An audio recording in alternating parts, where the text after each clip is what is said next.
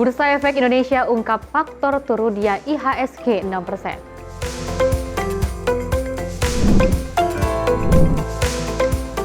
DPR terima audiensi masyarakat sipil terkait revisi Undang-Undang TNI.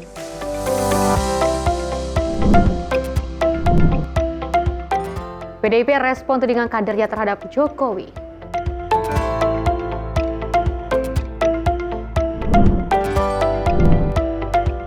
Persatuan Istri Anggota DPR gelar bakti sosial.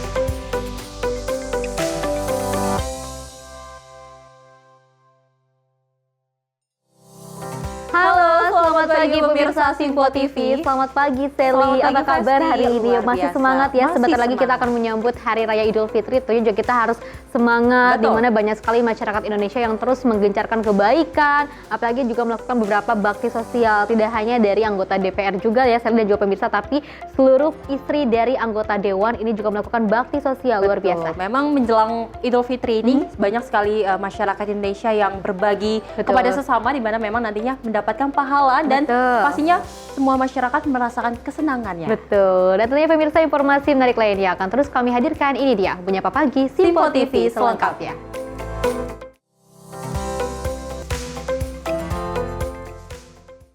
Kita awali dengan berita utama pemirsa. Usai indeks harga saham gabungan atau IHSG ini anjlok sebesar 5%, di mana pimpinan DPR Dasko juga memimpin rombongan jajaran Komisi 11 dengan menyambangi Bursa Efek Indonesia pada Selasa siang. Dan Dasko memastikan pihaknya bersama pemerintah akan menyelesaikan persoalan itu. Selain itu pemirsa, dirinya meminta agar pasar dan masyarakat untuk tidak khawatir. Indeks harga saham gabungan atau IHSG anjlok lebih dari 6%. Imbas menurunnya ini, Bursa Efek Indonesia menutup sementara perdagangan atau suspensi beberapa waktu. Menyoroti hal tersebut, pimpinan DPR bersama jajaran Komisi 11 langsung melakukan sidak ke Bursa Efek Indonesia. Wakil Ketua DPR Dasko mengatakan pihaknya dan pemerintah akan bahu-membahu mengatasi masalah itu agar pasar kembali stabil. Dirinya pun meminta kepada pasar dan masyarakat untuk tidak terlalu khawatir dengan pembekuan perdagangan sementara. Jadi menyikapi pembekuan otomatis dari akibat koreksi dari indeks harga saham gabungan 5% yang memang otomatis dan bukan baru kali ini saja terjadi. Dan sudah pernah pada waktu COVID dan lain-lain, kami pada hari ini melakukan kunjungan untuk support dan meyakinkan kepada pasar untuk tetap tenang. Bahwa kemudian kami akan mendukung pemerintah untuk hadir dan mengambil langkah-langkah yang dianggap perlu dalam tempo yang cepat-cepatnya untuk mengembalikan pasar supaya stabil. Demikian, mudah-mudahan ini dapat membantu dan menenangkan pasar. Terima kasih. Indeks harga saham gabungan anjlok pada Selasa siang tercatat per pukul 11.49 waktu Indonesia Barat. Indeks terprosok 420,97 poin atau minus 6,58% ke level 6.046. Hal ini menjadikannya indeks dengan pelemahan terdalam dibandingkan indeks lainnya di kawasan Asia. Bahkan IHSG sempat merosot lebih dari 3,4% sebelum sedikit mereda. Dari Jakarta, Farizal Ahmad Amin, Simpo TV melaporkan. Sementara itu pemirsa, Wakil Ketua DPR Dasko juga menjawab pertanyaan yang mengaitkan anjloknya indeks harga saham gabungan dengan kabar mundurnya Menteri Keuangan Sri Mulyani dari Kabinet. Dasko memastikan Sri Mulyani tidak akan mundur sebagai Menteri Keuangan, sekaligus menegaskan bahwa fiskal Indonesia sangatlah kuat. Anjloknya indeks harga saham gabungan kini menjadi sorotan usai turun sebesar 5% lebih. Namun, turunnya indeks harga saham gabungan ini disebut berkaitan dengan isu mundurnya Menteri Keuangan Sri Mulyani dari Kabinet Merah Putih. Wakil Ketua DPR Dasko mengatakan bahwa Sri Mulyani tidak akan mundur dari jabatannya sebagai pembantu presiden di pemerintahan. Dasko menyebut ekonomi fiskal Indonesia masih kuat meski indeks harga saham gabungan turun. Persepsi apa sebenarnya dari investor yang membuat kita ini anjlok sendirian di regional? Terima kasih. Iya, yang pertama kalau ditanya persepsi investor luar, saya kurang paham ya. Tetapi kalau pertanyaannya mengenai Bu Sri Mulyani, saya pastikan bahwa Bu Sri Mulyani tidak akan mundur dan fiskal kita kuat. Demikian. Dari Jakarta, Farizal Ahmad Amin, Simpo TV melaporkan. Pemirsa, Direktur Utama PT Bursa Efek Indonesia Iman Rahman menyebut indeks harga saham gabungan kini sudah membaik. Usai sebelumnya sempat ditutup sementara dan juga akibat anjlok sekitar 6%. Dan ia mengatakan faktor anjloknya IHSG akibat dominasi sentimen dari luar negeri terhadap kebijakan Presiden Amerika Serikat Donald Trump. Hal tersebut disampaikan langsung oleh Direktur Utama PT Bursa Efek Indonesia Iman Rahman dalam konferensi pers pada Selasa siang. Iman mengatakan sentimen yang mempengaruhi turunnya IHSG yakni sentimen dari luar negeri. Dirinya menyebut salah satunya yakni sentimen terhadap kebijakan Presiden Amerika Serikat Donald Trump. Bahwa hari ini transaksi sempat menyentuh 6%. Jadi sesuai SOP di Bursa Efek, ketika di atas 5%, kami lakukan trading halt namanya. Kita suspend perdagangan selama 30 menit. Setelah 30 menit, kita buka kembali. Jadi kalau kita lihat hari ini sudah pembukaan dari trading halt. Sehingga perdagangan sudah seperti biasa. Dan terlihat bahwa bahkan sudah membaik. Ya, pada waktu penutupan di angka 6%, sekarang sudah lebih baik. Itu otomatis, secara otomatis akan sesuai SOP kami. Jadi suatu hal yang bukan hal yang wajar. Beberapa memang isu-isu global terjadi, sebagaimana kita lihat. Ya, dan juga beberapa hal yang terjadi di saat ini memang sedang wait and see. Jadi kalau kita lihat penurunannya, hari ini sebagian besar asing, tentu saja karena mereka melihat update terjadi oleh Donald Trump, itu menjadi salah satu dampak bagi peningkatan daripada penurunan indeks kita pada hari ini. Dari Jakarta, Fahrizal Ahmad Amin, Simpo TV melaporkan. Kita beralih ke informasi lainnya, pemirsa. Presiden Prabowo Subianto juga menyebut investasi pemerintah ini bisa menciptakan 8 juta lapangan pekerjaan. Prabowo juga menekankan hilirisasi dan good governance untuk kesejahteraan rakyat. Presiden RI Prabowo Subianto menyatakan bahwa pemerintahannya sedang mengupayakan investasi di berbagai sektor yang diperkirakan dapat menciptakan sekitar 8 juta lapangan pekerjaan bagi masyarakat Indonesia. Pernyataan tersebut disampaikan saat peresmian pabrik pemurnian logam mulia Freeport Indonesia di Gresik pada Senin 17 Maret 2025. Dalam sambutannya, Prabowo menjelaskan bahwa ada 30 proyek yang akan dikelola pemerintah yang akan fokus pada hilirisasi dan pengolahan bahan baku.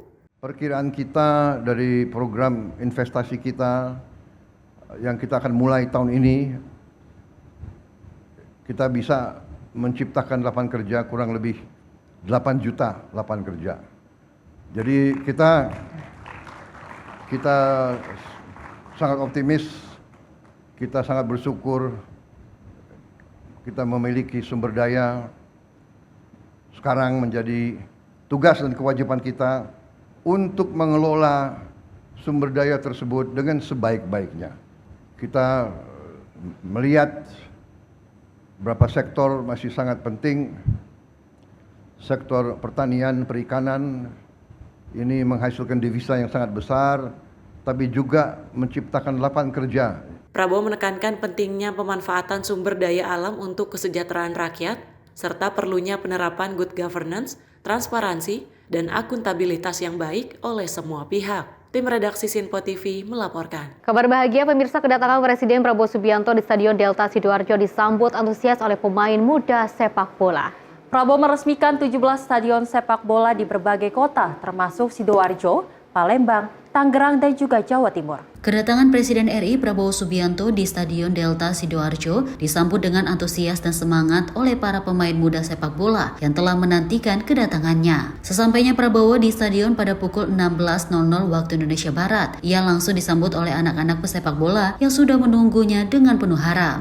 Momen penuh kehangatan terlihat saat Prabowo meluangkan waktunya untuk menyapa dan berbincang sejenak dengan anak-anak yang telah menunggunya. Kedatangan Prabowo ke Sidoarjo kali ini untuk meresmikan 17 stadion sepak bola yang dipusatkan di Stadion Gelora Delta Sidoarjo, markas Delta FC yang sebelumnya telah direnovasi. Presiden Prabowo meresmikan 17 stadion sepak bola di berbagai provinsi, termasuk di Palembang, Tangerang, Jawa Barat, Sleman, Jawa Tengah, Jawa Timur, Banjar, Samarinda, dan Parepare. Tim redaksi Sinpo TV melaporkan. Sementara itu, pemirsa, Wakil Presiden Gibran Rakabuming Raka juga menegaskan keberhasilan program cek kesehatan gratis sangat bergantung pada sinergi antara pemerintah pusat dan juga daerah. Pernyataan itu pemirsa disampaikan Wapres usai melakukan kunjungan ke Puskesmas Cibinong, Kabupaten Bogor, Jawa Barat. Wakil Presiden Gibran Rakabuming Raka didampingi oleh Bupati Bogor Rudi Susmanto saat meninjau langsung pelaksanaan cek kesehatan gratis di Puskesmas Cibinong, Kabupaten Bogor, Jawa Barat, Selasa pagi. Selain itu, Bupati Bogor Rudi Susmanto mengatakan dirinya mendukung segala aspek dan kebijakan dari program-program pemerintah, terkhusus dalam pelayanan kesehatan gratis. Dirinya mengaku adanya inisiasi dari Presiden Prabowo Subianto menjadi bentuk penyemangat bagi warga Bogor. Rudi menekankan untuk tetap berkomitmen kepada seluruh masyarakat Bogor agar semua biaya dan pelayanan kesehatan diberikan secara gratis. Terima kasih banyak, saya Rudi Susmanto, Bupati Kabupaten Bogor. Jadi tentunya kita sangat mendukung segala kebijakan-kebijakan, program-program dari pemerintah pusat, khususnya adalah cek kesehatan gratis. Maka dengan inisiasi Presiden dan Wakil Presiden mencetuskan program cek kesehatan gratis, itu pun menjadi penyemangat buat kami. Salah satunya kami Bupati Wakil Bupati terpilih berkomitmen kepada masyarakat Kabupaten Bogor 2026 Kabupaten Bogor wajib 100% UHC. Jadi siapapun masyarakat Kabupaten Bogor berKTP Kabupaten Bogor, semua biaya dan fasilitas kesehatan diberikan gratis untuk seluruh masyarakat. Dan untuk CKG sendiri kami pun terus berupaya untuk melengkapi beberapa fasilitas kesehatan khususnya yang ada di puskesmas se-Kabupaten Bogor. Dan kami mengucapkan terima kasih juga yang sebesar-besarnya kepada Pak Prabowo Subianto, kepada Bapak Gibran Rakabuming Raka, program yang cukup sangat luar biasa, menyentuh langsung kepada masyarakat. Wapres Gibran mengatakan, kepala daerah harus memiliki peran krusial dalam memastikan layanan kesehatan berjalan optimal dari sisi infrastruktur, tenaga medis, maupun sosialisasi kepada masyarakat. Wapres menilai bahwa komitmen daerah dalam mendukung implementasi cek kesehatan gratis menjadi kunci utama agar manfaat program dapat dirasakan secara luas. Dari Jakarta, Tim Sinpo TV melaporkan. Seli dan juga pemirsa, kita ketahui banyak sekali masyarakat Indonesia yang membutuhkan pelayanan kesehatan gratis. Banyak orang-orang yang juga kita ketahui untuk takut datang ke rumah sakit karena biaya yang sangat mahal dan juga fasilitas-fasilitas yang juga mungkin memang memungkinkan untuk mereka, tapi terkait dengan biaya mereka tidak sanggup. Tapi kita melihat dari inisiasi dari Presiden Prabowo Subianto dan juga Gibran Rakabuming Raka ini sangat luar biasa melaksanakan program pelayanan cek kesehatan gratis di seluruh Indonesia, yang mana kita ketahui di daerah Bogor, Jawa Barat juga telah ditinjau langsung oleh Wakil Presiden Gibran Rakabuming Raka, dan kita ketahui di sana juga sudah stabil, di mana masyarakat yang ada di Kota Bogor seluruhnya akan mendapatkan pelayanan kesehatan gratis. Betul sekali, Festi, di mana kalau kita ketahui pemirsa bahwasanya cek kesehatan gratis ini memang dilakukan Prabowo Subianto agar masyarakat mengecek kembali bagaimana kesehatan tubuhnya, dan memang kita ketahui bahwasanya Wapres meninjau dan ingin sekali kepala daerah untuk melakukan sosialisasi kepada masyarakat agar mereka mau untuk melakukan cek kesehatan, di mana memang Wapres meninjau tidak hanya untuk melakukan sosialisasi, namun juga ingin mengecek bagaimana kesiapan dari alat dan juga tenaga medis di sana. Dan tentunya juga harapan dari seluruh masyarakat Indonesia, khususnya juga pemerintah masyarakat Indonesia dan Prabowo Subianto menginginkan seluruh masyarakat Indonesia ini tetap sehat, seperti tidak ada yang stunting lagi di Indonesia. Pemirsa, sejumlah informasi menarik lainnya akan terus kami hadirkan usai jeda berikut ini.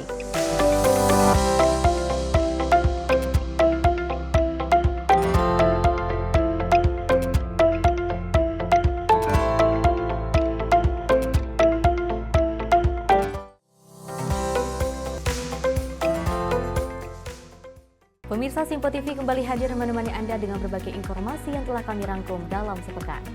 Sajian lengkap informasi sepekan kami hadirkan untuk Anda.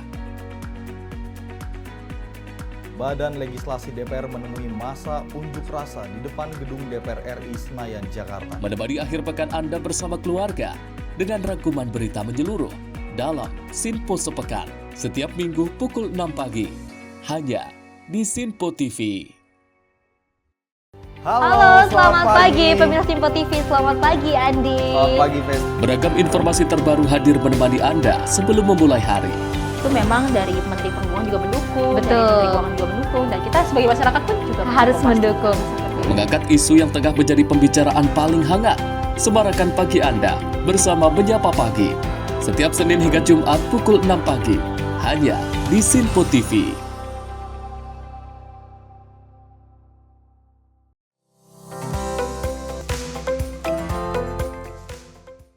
Terima kasih pemirsa, Anda masih menyaksikan Menyapa Pagi Sinpo TV, dan kita lanjutkan informasinya, di mana pimpinan DPR RI Dasko bersama Komisi 1 menerima audiensi dari masyarakat sipil yang menyuarakan penolakan terhadap revisi Undang-Undang Nomor 34 Tahun 2004 tentang TNI pada Selasa pagi. Tentunya pemirsa, DPR juga memastikan komunikasi yang dilakukan dengan masyarakat sangat intens dilakukan, khususnya saat DPR tengah melakukan pembahasan atau juga merevisi undang-undang. Masyarakat sipil melakukan audiensi kepada pimpinan DPR dan Komisi 1 terkait penolakan revisi Undang-Undang Nomor 34 Tahun 2004 tentang TNI di Kompleks Parlemen Senayan, Jakarta. Wakil Ketua DPR Dasko mengatakan bahwa dalam pertemuan itu berlangsung hangat sehingga menghasilkan titik permasalahan. Dasko menyebut pertemuan ini bukan kali ini saja, melainkan telah dilakukan secara intens. Oleh karena itu nantinya parlemen akan tetap terus melakukan pertemuan setiap membahas revisi undang-undang. Ya, tadi kita sudah lakukan audiensi dengan teman-teman dari koalisi masyarakat sipil. Pertemuan tadi berjalan dengan hangat, lancar, diskusi dan dialog yang membangun dan ada kesepahaman dari kedua belah pihak. Insya Allah saya pikir ada titik temu dan kita akan lakukan ini tidak cuma kali ini untuk kemudian setiap pembahasan revisi undang-undang. Demikian. Jadi beberapa poin apa yang direvisi? Nanti kalau poin ini nanti dari pimpinan Komisi 1 dan teman-teman koalisi masyarakat sipil yang akan menyampaikan di sini. Dari Jakarta, Fahrizal Ahmad Amin, Sinpo TV melaporkan. Kita beralih ke informasi lainnya, pemirsa. Direktur Amnesty International Indonesia, Usman Hamid, juga mengungkapkan dialog bersama dengan pimpinan DPR terkait dengan adanya revisi Undang-Undang TNI berjalan dengan baik. Dan tentunya pemirsa, dirinya mengapresiasi DPR yang sudah mendengarkan aspirasi masyarakat perihal revisi undang-undang tersebut. Tadi juga ditekankan kembali oleh Pak Dasko dalam akhir pertemuan bahwa kita sama-sama setuju untuk mencegah kembalinya dui fungsi militer melalui Undang-Undang TNI dan tegaknya supremasi sipil. Kurang lebih itu yang bisa saya simpulkan. Dari Jakarta, tim Sinpo TV melaporkan.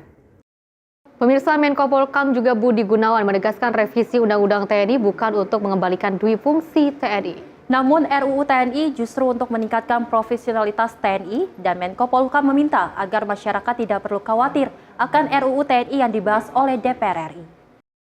Menteri Koordinator Bidang Politik dan Keamanan Budi Gunawan mengatakan, RUU TNI yang saat ini dibahas oleh DPR adalah untuk meningkatkan profesionalitas TNI. Budi menyebutkan revisi tersebut disesuaikan untuk meningkatkan profesionalisme TNI, khususnya dalam menjalankan tugas pokoknya di bidang pertahanan negara. Budi menjelaskan perubahan tersebut juga mengatur dengan lebih jelas penempatan prajurit TNI di kementerian dan lembaga negara sesuai dengan kebutuhan. Budi meminta masyarakat tidak perlu khawatir karena revisi tersebut tidak akan mengembalikan dui fungsi TNI seperti di era sebelumnya. Sebagaimana yang telah dijelaskan oleh pemerintah terkait dengan revisi Undang-Undang TNI ini, hanya dalam lingkup 3 pasal saja yang dirubah. Yang pertama pasal 3 terkait tentang kedudukan dan koordinasi TNI di bawah Kementerian Pertahanan. Itu yang pertama.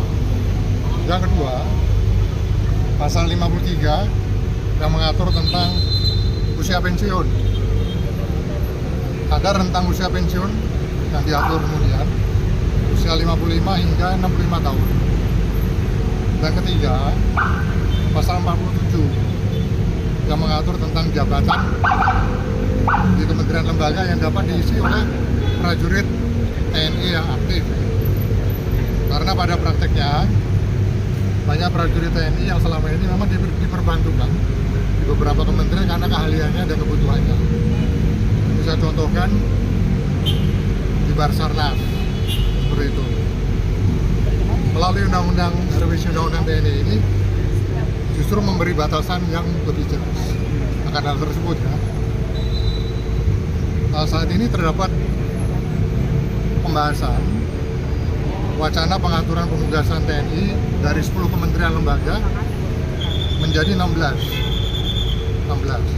yaitu di Polkam, kemudian Kementerian Pertahanan, kemudian Dewan Pertahanan Negara, Sekretariat Negara, Intelijen, kemudian Sandi Negara, Lemhanas, SAR, kemudian Badan Narkotika Negara, BNPB,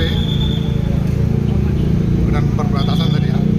Kemudian KKP, Kementerian Kelautan dan Perikanan, Badan Nasional Penanggulangan Bencana, Badan Nasional Penanggulangan Teroris, Keamanan Laut, Bakamla, Kejaksaan Agung, dan Mahkamah Agung. Pemerintah sekali lagi menegaskan bahwa revisi Undang-Undang TNI ini tidak dimaksudkan untuk mengembalikan TNI pada di fungsi militer seperti masa lalu. Ini menegasnya seperti itu ya, jadi jangan ada kekhawatiran seperti itu. Dari Jakarta, tim Sinpo TV melaporkan. Selain itu, dari Menteri Sekretaris Negara Prasetyo Hadi juga meminta revisi Undang-Undang TNI untuk tidak diartikan sebagai salah satu upaya pengembalian duifungsi ABRI. Revisi ini dilakukan pemirsa untuk memperkuat TNI sebagai pelindung negara. Mensesnek Prasetyo Hadi membantah revisi Undang-Undang Tentara Nasional Republik Indonesia atau RUU TNI berpotensi menghidupkan duifungsi ABRI. Prasetyo menyebut RUU TNI itu dilakukan sebagai penguatan institusi. Prasetyo meminta sejumlah pihak agar tidak membentur-benturkan revisi Undang-Undang Tentara Nasional Indonesia. Prasetyo juga berharap masyarakat untuk lebih teliti dan memahami isi rancangan daftar inventarisasi masalah yang digunakan sebagai rujukan dalam pembahasan revisi UU TNI. Jadi tolonglah untuk tidak mengeluarkan statement-statement yang seolah-olah ya, ada dikotomi, kemudian disampaikan juga di masyarakat bahwa ini akan kembali ada fungsi ABRI. Tidak begitu. Jangan itu kemudian dimaknai sebagai fungsi ABRI, tidak. Jangan mempolemikkan sesuatu yang tidak ada. Nah itu tolonglah itu dikurangi energi-energi. Bagaimanapun mohon maaf, revisi Undang-Undang TNI apapun itu, TNI adalah institusi milik kita, milik bangsa dan negara kita. Yang siapapun itu berkewajiban menjaga institusi TNI. Prasetyo menuturkan, bagaimanapun juga TNI adalah institusi milik bangsa dan negara yang harus dijaga oleh masyarakat. Diketahui, DPR dan pemerintah tengah memproses pembahasan revisi UU TNI. Dari Jakarta, Dio Malau, Sinpo TV melaporkan.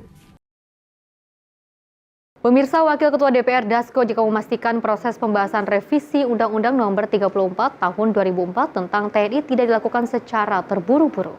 Dan dirinya mengungkapkan pembahasan revisi undang-undang tersebut sebenarnya sudah lama dilakukan. Wakil Ketua DPR Dasko menjelaskan bahwa regulasi revisi Undang-Undang Nomor 34 Tahun 2004 tentang TNI telah lama dilakukan. Dasko mengatakan rapat dalam membahas revisi Undang-Undang TNI dilakukan secara terbuka, termasuk rapat panitia kerja yang digelar oleh Komisi 1 di Hotel Fairmont, Jakarta pada beberapa waktu yang lalu. Konsinyering dalam tahapan pembahasan undang-undang telah diatur dalam peraturan perundang-undangan. Kendati demikian, meskipun rencana rapat itu digelar 4 hari, namun karena adanya efisiensi anggaran, maka hanya digelar 2 hari. Yang pertama saya sampaikan bahwa tidak ada kebut-mengebut dalam undang-undang revisi undang-undang TNI. Seperti kita tahu bahwa revisi undang-undang TNI ini sudah berlangsung dari berapa lama ya? Berapa bulan lalu. Dan itu kemudian dibahas di Komisi 1 termasuk kemudian mengundang partisipasi publik. Yang kedua, bahwa tidak ada kemudian rapat terkesan diam-diam, karena rapat yang dilakukan di hotel itu adalah rapat terbuka. Boleh dilihat di agenda rapatnya, itu rapat diadakan terbuka, dan memang konsinyering dalam setiap pembahasan undang-undang itu memang ada aturannya di dalam peraturan pembuatan undang-undang dan tidak menyalahi mekanisme yang ada.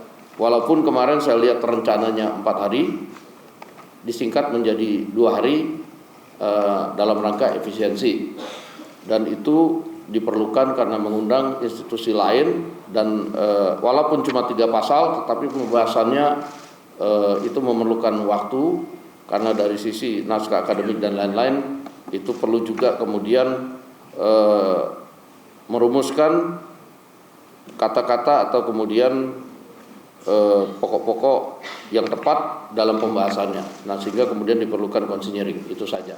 Dari Jakarta, Farizal Dafarizkiano, Sinpo TV melaporkan. Selain itu, pemirsa, dari Presiden ke-7 RI Joko Widodo juga merespon pernyataan PDI Perjuangan yang menyebut ada utusan meminta agar Jokowi tidak dipecat. Merespon hal tersebut, pemirsa, Jokowi meminta PDIP menyebut nama yang meminta hal tersebut dengan nada yang cukup tinggi.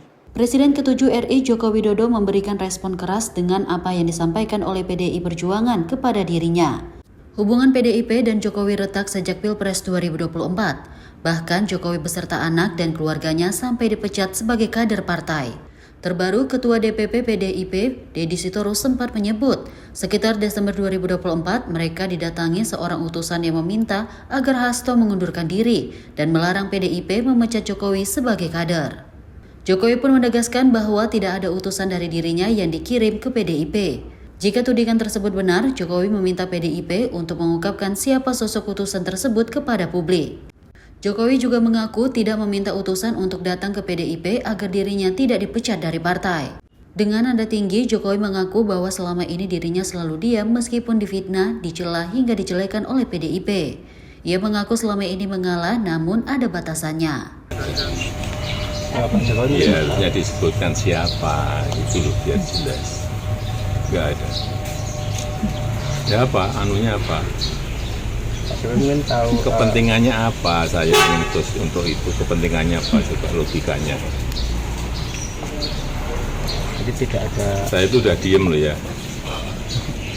Difitnah saya diem, dicela saya diem, dijelekan saya diem, dimaki-maki saya diem. Saya ngalah terus tuh, tapi ada batas. Saat ditanya oleh awak media soal namanya yang sering dikaitkan oleh PDIP, Jokowi pun menjawab dengan santai dan tersenyum. Sebelumnya, Ketua DPP PDIP Deddy Sitorus mengungkapkan bahwa pada 14 Desember tahun lalu, ada utusan yang meminta Hasto Kristianto mundur dari jabatannya sebagai Sekjen PDIP.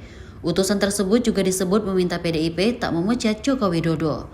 Dari Solo, Jawa Tengah, Raditya Hermansyah, Sinpo TV melaporkan. Terkait hal tersebut, Ketua DPP PDI Perjuangan Puan Maharani juga akhirnya angkat bicara mengenai kader partainya yang menuding Presiden ke-7 Joko Widodo mengirim utusan terkait dengan pemecatannya dan meminta Hasto Kristianto mundur dari Sekjen PDIP.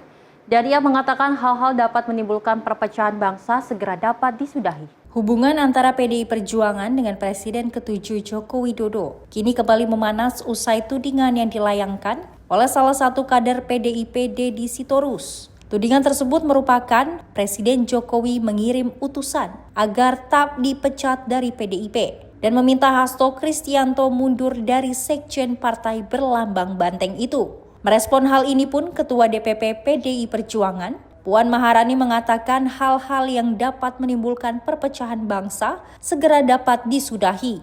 Menurutnya masih banyak masalah bangsa dan negara yang harus dicermati bersama-sama. Oleh karena itu ia meminta untuk tidak saling berprasangka buruk, terlebih di bulan suci Ramadan. Kita masih banyak masalah bangsa dan negara yang harus kita sama-sama cermati bersama, bagaimana kita membangun bangsa dan negara bersama-sama. Bangsa ini perlu kita bangun, nggak bisa sendirian, bangsa ini harus kita bangun bersama-sama. Jadi semua yang mempunyai kontribusi, yang mempunyai pemikiran baik untuk bangsa ini, ya marilah ayo kita sama-sama bangun bangsa ini dengan pemikiran positif ke depan. Jadi sudahi hal-hal yang kemudian hanya membuat kita ini terpecah belah, sudahi hal-hal yang membuat kita ini kemudian hanya berkutat dengan hal-hal yang kemudian membuat kita itu saling berprasangka, apalagi ini di bulan Ramadan, bulan yang penuh berkah. Marilah kita berpikir positif dan kemudian ayo kita sama-sama bangun bangsa ini bersama-sama dengan berpikiran positif. Dari Jakarta, Fahrizal, Ahmad Amin, Sinpo TV melaporkan. Ya, terkait dengan polemik yang terjadi di media sosial ataupun yang juga marak di bermasyarakat Indonesia terkait dengan hubungan antara Presiden ke-7 Joko Widodo dan juga PDI Perjuangan, kita melihat banyak sekali ungkapan-ungkapan terkait dengan adanya perpecahan. Tapi kita ketahui mudah-mudahan dari keduanya tidak ada perpecahan ya, saya dan juga pemirsa. Apalagi kita ketahui dari Puan Maharani juga sempat mengatakan bahwa sebetulnya tidak ada perkataan seperti itu. Dan bagi siapapun yang memberitakan hoax gitu ya, untuk lebih berhati-hati lagi dan juga berpintar-pintar diri terkait dengan mengolah sebuah berita. Betul, seperti yang tadi Puan katakan pemirsa, di mana segala apapun yang memecahkan bangsa mohon disudahi. Karena memang kalau kita ketahui sudah cukup dengan segala hoax yang memecahkan bangsa. Mari kita bersama-sama membangun Indonesia lebih baik, di mana tujuan dari Prabowo Subianto dan Gibran Rakabuming Raka adalah Indonesia Emas 2045 Festi. Pemirsa, informasi menarik lainnya akan terus kami hadirkan usai jeda berikut ini.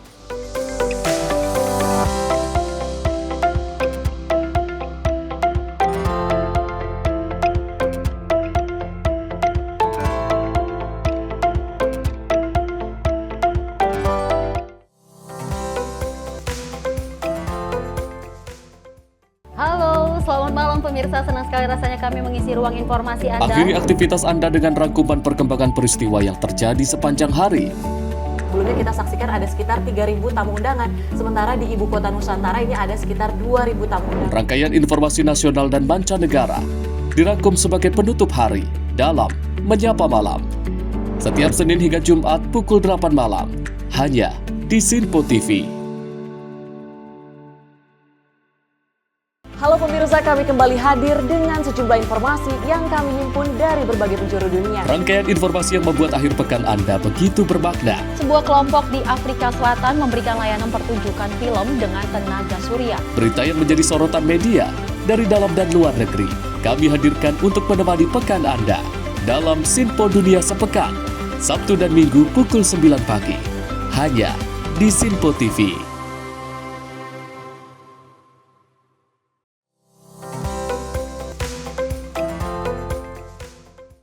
Selamat pagi pemirsa, Anda masih menyaksikan Menyapa Pagi Sinpo TV dan kita lanjutkan informasinya terkait dengan kinerja dari salah satu kabinet Merah Putih. Di mana Menteri Sosial Saifullah Yusuf menegaskan bahwa pemerintah tidak membuat link pendaftaran apapun untuk penyaluran Bansos Ramadan. Selain itu juga dirinya sempat menjelaskan bahwa penyaluran Bansos reguler dilakukan berdasarkan data yang sudah disusun oleh pemerintah. Saifullah Yusuf menegaskan bahwa pemerintah tidak membuat link pendaftaran apapun untuk penyaluran Bansos Ramadan.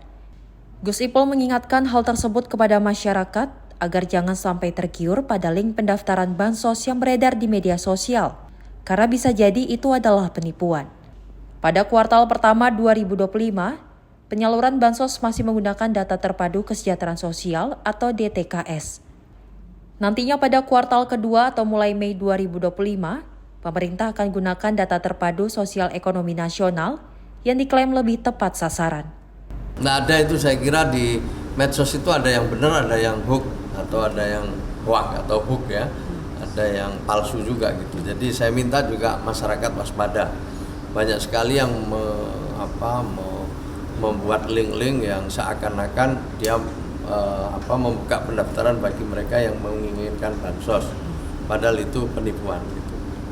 Jadi bansos dikirim berdasarkan data yang ada. Maupun juga misalnya bansos adaptif. Jadi bantuan sosial untuk bencana itu kan termasuk bansos adaptif ya. Itu pun kita melalui proses asesmen, melalui pendataan yang kemudian ditandatangani oleh pemerintah daerah. Baru bansos adaptif turun. Jadi ada proses untuk memperoleh bansos. Bagi yang bansos reguler kan semuanya berdasarkan data. Kalau dulu datanya DTKS, sekarang DTSEN. Jadi tidak ada yang sifatnya pendataan begitu. Jadi kalau ada yang meminta supaya mendaftarkan diri agar mendapatkan bansos, itu jelas tidak ada dan itu jelas palsu. Lebih lanjut, Gus Ipul mengingatkan kepada masyarakat agar waspada dan tidak mudah terperangkap dengan hoaks di media sosial. Dari Jakarta, Dio Malau, Simpo TV melaporkan. Kita beralih ke informasi lainnya, pemirsa. Usai berhasil membawa pulang ratusan warga negara Indonesia dari tindak pidana perdagangan orang di kawasan Myawaddy, negara Myanmar, dan juga pemerintah akan membawa seluruh WNI tersebut ke asrama haji di Jakarta Timur untuk percepatan proses pemindahan data dan juga pemulihan. Nantinya pemirsa, pelaksanaan ini akan berlangsung selama 3 hari lamanya dengan pendampingan dari kementerian lembaga terkait. Menteri Koordinator Bidang Politik dan Keamanan Budi Gunawan menyampaikan seluruh warga negara Indonesia yang berjumlah 564 orang ini akan diarahkan ke tempat penampungan sementara di Wisma Haji, Jakarta Timur selama 3 hari lamanya. Pelaksanaan ini nantinya akan dibekali dengan bantuan logistik oleh pemerintah, mulai dari layanan kesehatan hingga pendampingan psikososial pasca pulang dari perbatasan negara Myanmar dan Thailand. Adapun sebelumnya, pemulangan ini dilakukan pemerintah pada gelombang kedua dengan jumlah paling besar sejauh ini, di mana ke-564 WNI tersebut sukarela untuk dievakuasi dari Myawaddy, kawasan di negara bagian Myanmar. Budi juga menegaskan proses penampungan sementara ini dilakukan sebagai bagian dari pendataan sementara untuk melihat daerah asal yang didominasi oleh para WNI tersebut. Saudara-saudara kita ini yang menjadi pekerja migran Indonesia menjadi korban penipuan tersebut akan ditampung di tempat penampungan sementara di Wisma Haji, Pondok Gede begitu, selama 3 hari. Para korban ini juga nanti akan mendapatkan bantuan logistik dari pemerintah, layanan kesehatan dari pemerintah, serta pendampingan psikososial juga dari pemerintah, guna memastikan mereka dapat pulih secara fisik dan mental sebelum dipulangkan ke daerah asal mereka masing-masing. Pemerintah juga akan selama 3 hari tersebut akan melakukan asesmen lanjutan terhadap para korban tersebut guna memastikan apakah mereka semuanya memang korban atau mungkin sebagian ada juga indikasi pelaku dan sebagainya. Nantinya, usai pendataan sementara berhasil dilakukan secara menyeluruh, pemerintah akan mendampingi hingga tiba di kediaman masing-masing di seluruh daerah di tanah air.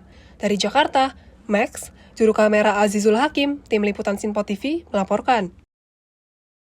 Pemirsa, Polda Metro Jaya juga mengerahkan 4.000 personil gabungan, tentunya untuk mengamankan kegiatan masyarakat pada saat digelarnya operasi ketupat pada tahun 2025 mendatang. Karo Ops Polda Metro Jaya Kombes Pol Tori Krisyanto ini mengatakan nantinya para personil yang dilibatkan dalam operasi ini akan ditempatkan di 100 pos pengamanan dan juga pos pelayanan dan juga pos terpadu yang tersebar di beberapa titik di wilayah DKI Jakarta. Operasi Ketupat tahun 2025 akan digelar selama 17 hari, yakni pada tanggal 23 Maret hingga tanggal 8 April tahun 2025.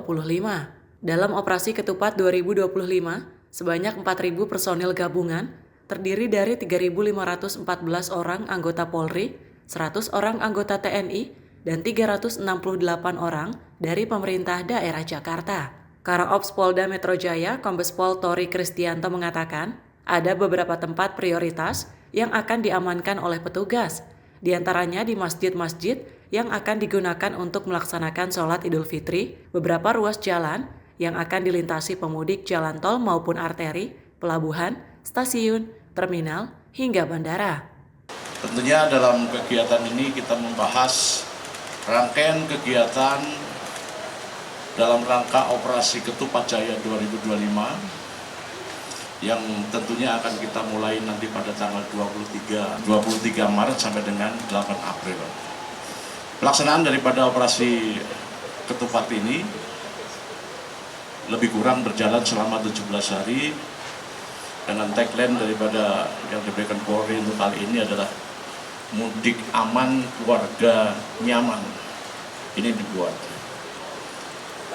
Tentunya kesiapan kita khususnya Polda Metro Jaya dibantu dengan jajaran TNI maupun stakeholder lainnya untuk mengantisipasi segala kemungkinan baik itu arus mudik maupun arus balik, termasuk beberapa kegiatan ibadah untuk kegiatan sholat id, termasuk juga kegiatan tempat-tempat rekreasi yang nantinya menjadi tujuan daripada masyarakat ketika sedang melaksanakan liburan.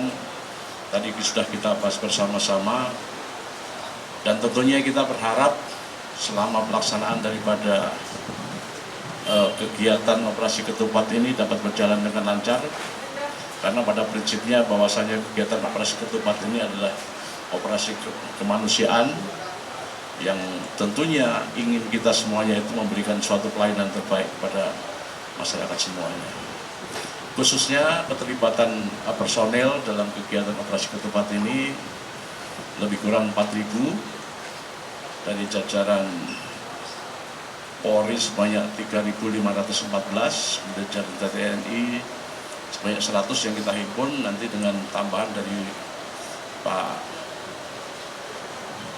Sopkodam yang menyampaikan, kemudian dari jajaran Polda sebanyak 368. Ini akan kita gelar semuanya di 100 titik, baik itu pos PAM, posyan, dan pos terpadu. Karaops Polda Metro Jaya berharap kegiatan Operasi Ketupat Jaya 2025 bisa berjalan lancar. Operasi ini merupakan operasi kemanusiaan, memastikan rangkaian Lebaran 2025 berjalan kondusif. Dari Jakarta, Tim Sinpo TV melaporkan. Sementara itu pemirsa, dalam upaya meningkatkan keselamatan masyarakat selama arus mudik dan balik Lebaran 2025, Bahar Kampolri mengoperasionalkan ambulans udara sebagai bagian operasi Ketupat 2025. Kepala Bahar Kampolri Komjen Pol Fadil Imran ini mengatakan bahwa ambulans udara menjadi salah satu upaya Polri untuk tindakan Golden Time Rescue. Badan Pemelihara Keamanan, Bahar Kampolri menyiapkan 2 ambulans udara selama arus mudik dan balik Lebaran 2025. Kepala Bahar Kampolri, Komjen Pol Fadil Imran, menjelaskan bahwa penyediaan helikopter tersebut selama arus mudik dan balik sekaligus bagian dari operasi Ketupat 2025. 2 helikopter tersebut merupakan jenis NBO 105 /P1104 yang akan ditempatkan di Tol Cikampek Palimanan dan Tol Cipali. Sedangkan jenis NBO 105 /P1105 akan beroperasi di Tol Palimanan Pejagan, Pejagan Pemalang, dan Pemalang Batang. Kabar Hakam memastikan bahwa kedua helikopter dilengkapi dengan peralatan medis standar evakuasi darurat yang lengkap. Dalam upaya meningkatkan keselamatan masyarakat selama arus mudik dan balik Lebaran, Bahar Kampolri mengoperasionalkan ambulans udara sebagai bagian dari operasi Ketupat 2025. Ini adalah solusi strategis untuk memastikan respon cepat dalam penanganan kondisi darurat, terutama kecelakaan lalu lintas di jalur tol. Polri menempatkan 2 helikopter NBO 105 di Tol Trans Jawa dengan rincian sebagai berikut. Heli NBO 105P1104 ditempatkan di Tol Cikampek, Palimanan, dan Tol Cipali yang menjadi jalur utama pemudik dari Jabodetabek ke arah Jawa Tengah dan Jawa Timur. Heli NBO 105P1105 beroperasi di Tol Palimanan, Pejagan, Pemalang, dan Pemalang Batang yang merupakan titik rawan kepadatan lalu lintas serta kecelakaan. Kehadiran ambulans udara ini menjadi bagian dari konsep Golden Time Rescue, yaitu penanganan medis darurat dalam waktu emas Golden Hour untuk meminimalkan risiko fatalitas akibat kecelakaan. Helikopter ini dilengkapi dengan peralatan medis standar evakuasi darurat yang lengkap. Ke depan, kami akan terus mengembangkan dan memperluas cakupan layanan ambulans udara ini agar semakin banyak masyarakat yang dapat merasakan manfaatnya. Dari Jakarta, tim redaksi Sinpo TV melaporkan. Kita ketahui ya dari zaman ke zaman ini Sally dan juga pemirsa terus berkembang dan juga lebih modern lagi. Apalagi sebelumnya kan kita ada kereta cepat, ada WUS ya. Dan kita ketahui juga ini ada salah satu inisiasi dan juga ide yang sangat luar biasa. Bahkan nanti juga akan direalisasikan nantinya ketika harus mudik Lebaran, balik dan juga saat Lebaran seperti itu, di mana akan ada ambulans udara. Ini juga salah satu langkah yang sangat luar biasa dari pemerintah, dan kita ketahui kita harus mendukung bersama-sama dan mudah-mudahan ini bisa lancar terus dan tidak ada kendala nantinya. Betul, memang nantinya dari dari Polri ini menyiapkan 2 helikopter untuk ambulans udara yang memang kita ketahui helikopter ini sudah sangat siap dengan tenaga medis, bahkan alat-alat medis sudah siap di helikopter tersebut. Memang di mana Polri ini menginisiasikan helikopter udara memang untuk melancarkan arus mudik bahkan arus balik Lebaran 2025. Pemirsa, informasi menarik lainnya akan terus kami hadirkan usai jeda berikut ini.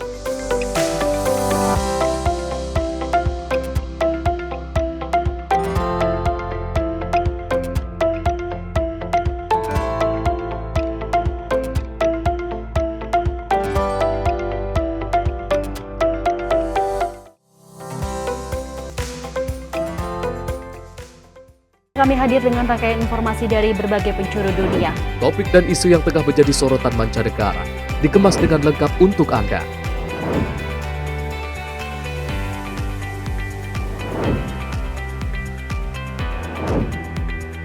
Peristiwa penting yang terjadi dari berbagai belahan dunia kini hadir dalam Sinpo Dunia setiap Senin hingga Jumat pukul 7:30 malam hanya di Sinpo TV.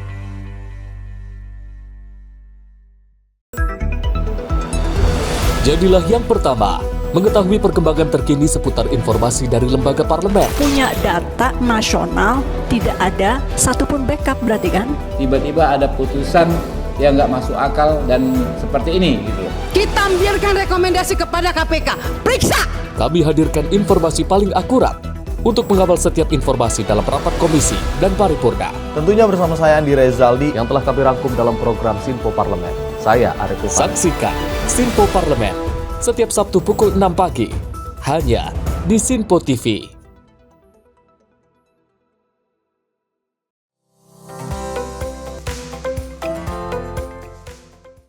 Masih bersama kami pemirsa dalam Menyapa Pagi Sinpo TV dan kita lanjutkan informasinya di mana Persatuan Istri Anggota atau PIA DPR ini menggelar acara bakti sosial Ramadan di Kompleks Parlemen Senayan, Jakarta. Tentunya selain memberikan santunan kepada anak yatim, anggota PIA turut membagikan sembako kepada karyawan DPR.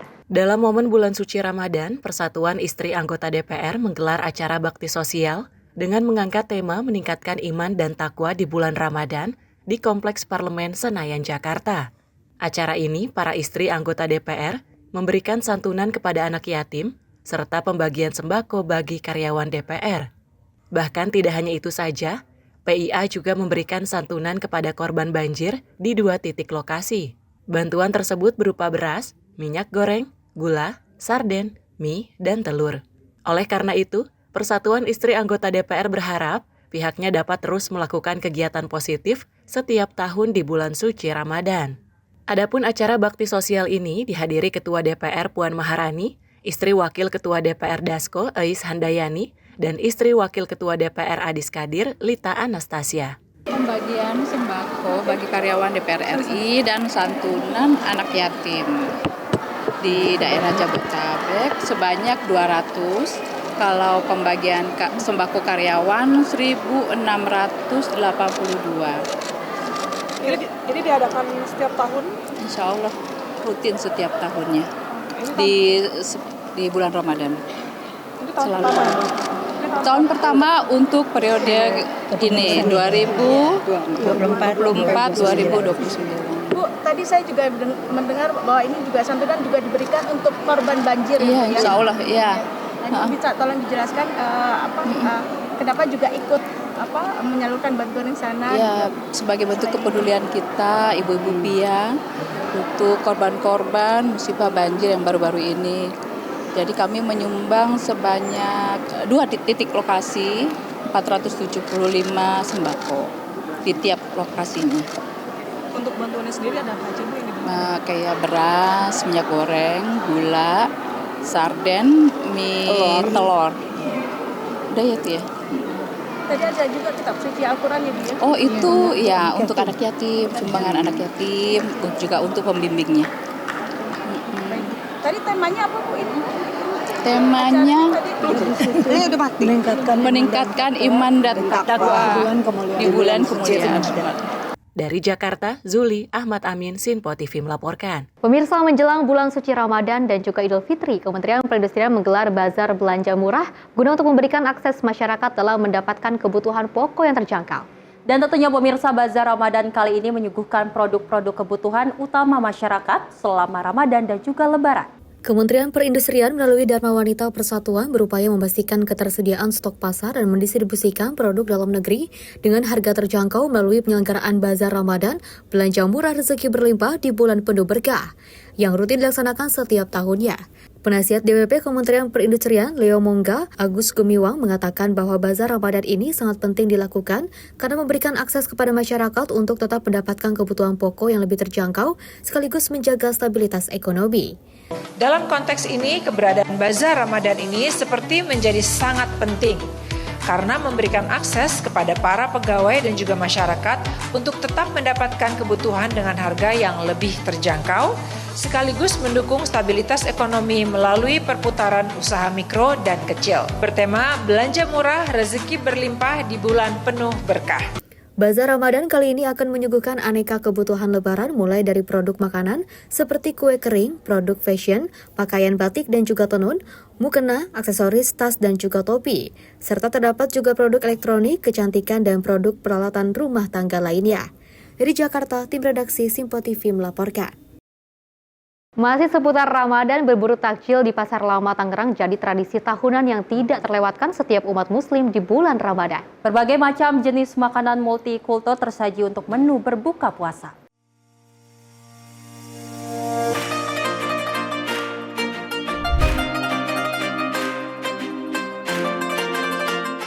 Demi memanjakan mulut saat berbuka puasa, sejumlah warga biasanya berburu takjil sebagai tradisi Ramadan.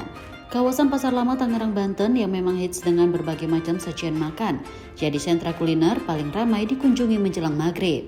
Menu-menu makanan viral khas negara-negara Asia seperti sate dakochi, hingga roti wagyu khas Korea, serta fluffy cake-nya Jepang, jadi pemikat warga ramai-ramai untuk datang. Tak hanya makanan multikultur Asia, menu lokalan seperti ayam bakar taliwang, cumi bakar, hingga yang tak lazim yakni sate ular kobra juga bisa ditemukan di sini. Di bulan Ramadan memang menjadi berkah sendiri bagi pedagang, sebab tak hanya warga sekitaran saja, beberapa orang dari luar kota Tangerang juga ikutan mencari kudapan berbuka puasa di sini.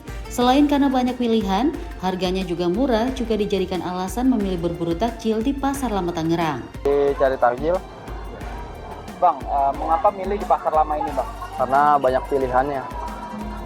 Dengan siapa aja, Bang, ke sini, Bang? Sini bersama teman-teman. Kalau takjil sih ada beberapa sih yang makanan tuh baru di Ramadan aja, tapi sebenarnya ini buka hampir setiap hari sih. Ke Pasar Lama ini setiap tahunnya seperti ini atau memang setiap hari tidak selama puasa juga berburu kuliner di sini?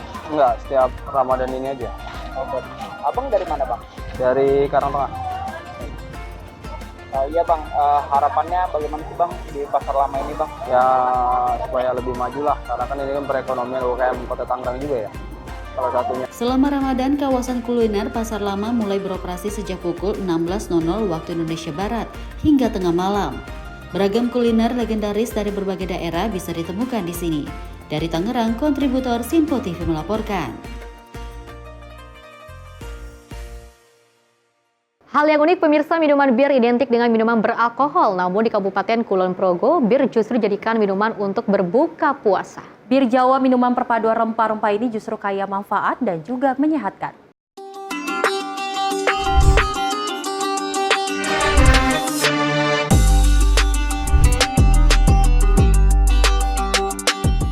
Sekilas, sajian ini mirip bir yang identik dengan minuman beralkohol. Inilah bir Jawa yang menjadi salah satu menu andalan di salah satu rumah makan di kawasan Pendoworejo, Grimulyo, Kulon Progo. Konon, bir Jawa ini dulunya tercipta di dapur keraton dari menjadi minuman favorit Sri Sultan Hamengkubuwono ke-8. Dari sisi tampilan, minuman ini memang mirip bir dengan warna identik orange, kecoklatan, dan berbusa. Meski sekilas mirip, namun minuman ini berbahan aneka rempah seperti sereh, kayu manis, secang, asam manis, pala, cengkeh, dan daun jeruk. Berbagai bahan ini kemudian direbus hingga matang. Setelah mendidih, ramuan ini kemudian dilarutkan dengan gula batu dan kemudian dikocok untuk menghasilkan busa dan siap disajikan. Tak hanya hangat dan juga menyegarkan, minuman ini memiliki beragam khasiat seperti mengurangi nafas tak sedap, mengobati darah tinggi, hingga melangsingkan badan. Selain menyediakan bir Jawa untuk menu makanan rumah makan ini juga memiliki menu spesial seperti sego wiwit, garang asem, hingga mangut, serta aneka cemilan lainnya dengan harga yang terjangkau. Tak hanya menu makanan dan minuman, suasana persawahan dibalut pemandangan perbukitan menoreh, membuat para pengunjung semakin betah berlama-lama di lokasi ini. Untuk tahun ini kita kasih yang spesial banget nih, biar buka puasanya itu ada seger-segernya. Tapi juga mungkin bikin kita rindu nih zaman-zaman dulu ya. Karena kita ngangkat minuman tradisional, ini kita kasih nama bir Jawa ya.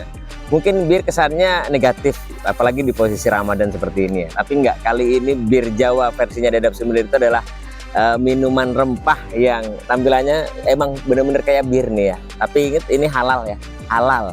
Ini 0 alkohol, bukan alkohol, tapi ini adalah minuman rempah yang tentunya seger banget, apalagi pas buat buka puasa itu seger banget. Kita menghadirkan bir Jawa karena memang dari kami itu memang mau mengangkat kearifan lokal, menu-menu tradisional mau kita angkat supaya orang tuh memang, oh dulu itu memang sering ya orang itu bikin minuman-minuman tradisional yang mungkin kita anak-anak zaman sekarang nggak tahu, dan kita angkat lagi nih supaya orang-orang tahu, dan ini halal tentunya dengan bahan-bahan yang memang tersedia di pasaran, mudah banget dicari. Kalau makanannya untuk dibuka puasa kali ini kita tetap menu signature kita ada sego wiwit ya kan, buat yang kangen banget sama sego wiwit khas kearifan lokalnya kita. Terus ada mangut nila dan mangut lele sama garang asem nih yang patut dicoba nih, karena dia juga seger-seger juga, rempah-rempah juga nih, cocok banget nih. Biar kita nggak bosan melulu kita disuguhin dengan menu-menu yang mengenyangkan, tapi kali ini ada garang asem kita kasih spesial. Wah, pasti. Ini ada garang asem, sego wiwit sama mangut nila. Minumnya ada bir Jawa. Sangat nikmat. Kalau yang bir Jawa itu hangat, juga nyegerin. Makanannya untuk nasi wiwit ini ada sensasi krimisnya dari peteknya, terus ada juga sayur-sayurnya, jadi kayak jadi satu menjadi mantap. Bir Jawa ini dibanderol dengan harga Rp12.000, sementara menu makanan dijual kisaran harga Rp15 hingga Rp30.000 per porsinya. Tim kontributor Simpo TV melaporkan.